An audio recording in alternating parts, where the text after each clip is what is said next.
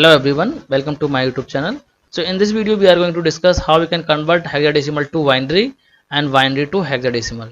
तो इस वीडियो में देखते हैं कि अगर आपको कोई हेक्साडेसिमल नंबर दे रखा है और आपको बोला जाए कि उसे बाइनरी में कन्वर्ट कीजिए तो कैसे करेंगे, और अगर कोई बाइनरी नंबर दे रखा है और आपको बोला जाए हेक्साडेसिमल में कन्वर्ट कीजिए तो आप उसको कैसे करेंगे।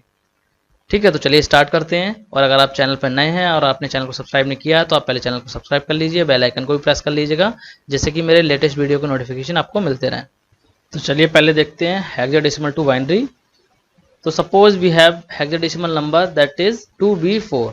ठीक है, और मैंने यहाँ पे देखिए बेस भी लिख दिया है जिससे कि आपको पता चलता रहे कि इसका जो बेस होता है वो हेक्साडेसिमल का 16 है।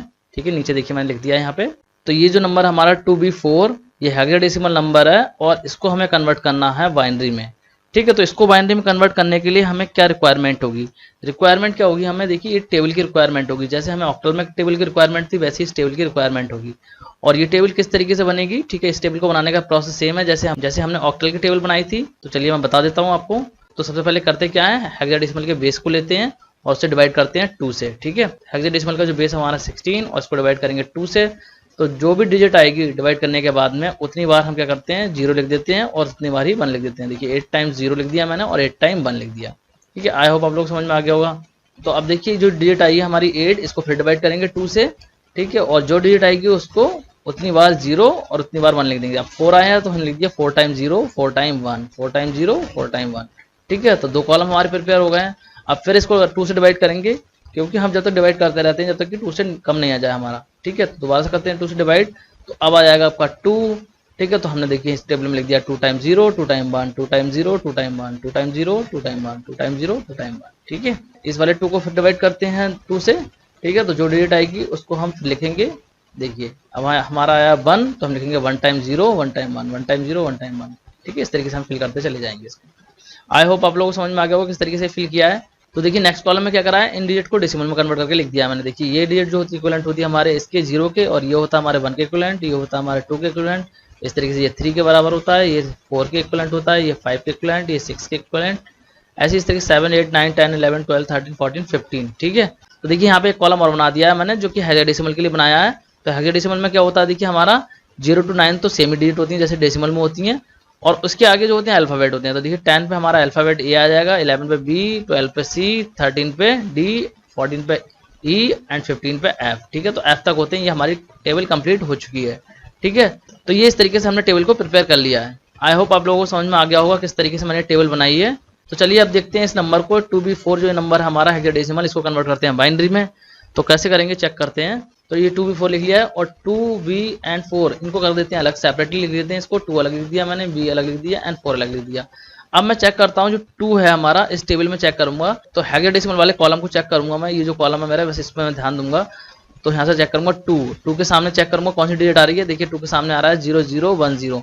तो यहाँ पे मैं लिख दूंगा 0010, मतलब 2 जो इक्विवेलेंट हो गया 0010 के। ठीक है, फिर हमारा जो है बी में चेक करूंगा, बी कहाँ पे, देखिए बी जो आ रहा है मेरा यहाँ पे है और बी के आगे जो डिजिट आ रही है वो ये है 1011। ठीक है, तो हम लिख देंगे 1011। तो ऐसे 4 को चेक करूंगा, 4 के सामने क्या आ रहा है आपका 0100।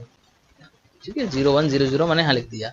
तो ये 2b4 को हमने कन्वर्ट कर दिया है। ठीक है, तो आंसर हमारा हो जाएगा 2b4 इक्विवेलेंट हो जाएगा हमारे इस डिजिट के। यहाँ से देखिए मैंने 2 0 हटा दिए क्योंकि इसके आगे के जो 0 होते हैं इसका कोई मतलब नहीं होता। ठीक है, तो इनको हटा देते हैं हम। ठीक है, अगर आप चाहो तो लिखे रहने दो, लेकिन इसका कोई मीनिंग नहीं होता तो इसको रिमूव करके मैंने यहाँ पे लिख दिया है। ठीक है, तो ये हमारा फाइनल नंबर हो गया, मतलब ठीक है ये 10 आ गया, फिर 1011 लिख लिया यहाँ से, फिर 01 लिख लिया और 00 लिख दिया। तो ये हमारा कन्वर्ट हो चुका है हेक्साडेसिमल टू बाइनरी।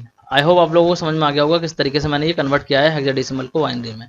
तो चलिए अब देखते हैं अगर आपको कोई बाइनरी डिजिट दे रखी हो और उसको बोला जाए हेक्साडेसिमल में कन्वर्ट करने के लिए तो उसे कैसे कन्वर्ट करेंगे। तो हम एक काम करते हैं, इसी बाइनरी डिजिट को ले लेते हैं जिससे कि हमारा आंसर भी चेक हो जाएगा कि अगर ये डिजिट हमारी कन्वर्ट होकर ये आती है तो हमारा आंसर भी चेक हो जाएगा कि हमारा आंसर सही आया या नहीं आया, ये कन्वर्जन ठीक थी या नहीं थी। तो चलिए देखते हैं बाइनरी टू हेक्साडेसिमल किस तरीके से कन्वर्ट करेंगे। तो हमने वही डिजिट ले लिए जो हमारी कन्वर्ट करने के बाद आई थी, जब हमने हेक्साडेसिमल को बाइनरी में कन्वर्ट कर रहा था तो वो डिजिट आई थी, वो हमने यहाँ पे लिख ली है। तो इस बाइनरी डिजिट को कन्वर्ट करने वाले हैं हम हेक्साडेसिमल में। ठीक है, तो देखिए किस तरीके से कन्वर्ट करेंगे इसको। चलिए देखते हैं किस तरीके से इसको कन्वर्ट करेंगे। तो इसको कन्वर्ट करने के लिए भी हमें क्या रिक्वायरमेंट होगी, उसी सेम टेबल की रिक्वायरमेंट होगी जो टेबल हमने अभी क्रिएट की थी। तो हम यहाँ पे टेबल लिख देते हैं ये। ठीक है, टेबल हमारे पास में आ गई। अब हम क्या करेंगे, इस नंबर को लिख लेंगे यहाँ पे। तो देखिए अब हम क्या करेंगे, ये जो बाइनरी नंबर लिखा है इस बाइनरी नंबर में करेंगे पेयरिंग। तो जब किसी बाइनरी नंबर को आप हेक्साडेसिमल में कन्वर्ट करते हैं तो 4 के पेयर बनाते हैं आप, ठीक है, 4 डिजिट के पेयर। देखिए तो एक पेयर हमारा ये हो गया, ठीक है, और एक पेयर हमारा ये हो गया। अब देखिए यहाँ पे 2 डिजिट बची हैं, तो ऐसे केस में क्या करते हैं, आगे 0 बढ़ा लेते हैं, जैसे कि हमने ऑक्टल में करा था सेम प्रोसेस यहाँ पे भी फॉलो करेंगे, ठीक है। एक 0 ऐसे बढ़ा देंगे आगे और एक 0 यहाँ पे हम आगे बढ़ा देंगे, ठीक है, 1 2 0 बढ़ा, तो ये एक पेयर बन जाएगा हमारा ये। आई होप आप लोगों को समझ में आ गया है। तो पहला पेयर जो बन गया हमारा वो ये हो गया 0 1 0 0। सेकंड पेयर जो हमारा वो ये हो गया 1 0 1 1, और थर्ड पेयर जो है वो हमारा हो गया 0 0 1 0, ठीक है। आई होप आप लोगों को समझ में आ रहा है किस तरीके से हो रहा है। अब देखते हैं इन जो पेयर बनाई है हमने, ये बाइनरी डिजिट के पेयर जो बन गए, इनको चेक करते हैं ये यहाँ पे इस टेबल में कौन से हेक्साडेसिमल डिजिट के सामने हैं, ठीक है। तो यहाँ पे चेक करते हैं, फर्स्ट वाले इस वाले पेयर को चेक करते हैं 0 0 1 0। तो चेक करते हैं 0 0 1 0 को, तो 0 0 1 0 जो है हेक्साडेसिमल में देखिए कहाँ पे है आपका 0 0 1 0 ये है, और ये हेक्साडेसिमल डिजिट जो है वो 2 के सामने है, ठीक है। तो यहाँ पे लिख देंगे 2, ये इक्विवेलेंट हो जाएगा हमारे 2 के। तो अब चेक करते हैं 1 0 1 1 को, तो 1 0 1 1 देखिए ये जो है हमारा ये सामने है हमारे बी के, जो हेक्साडेसिमल डिजिट बी है इसके सामने है, तो हम लिख देंगे यहाँ पे बी।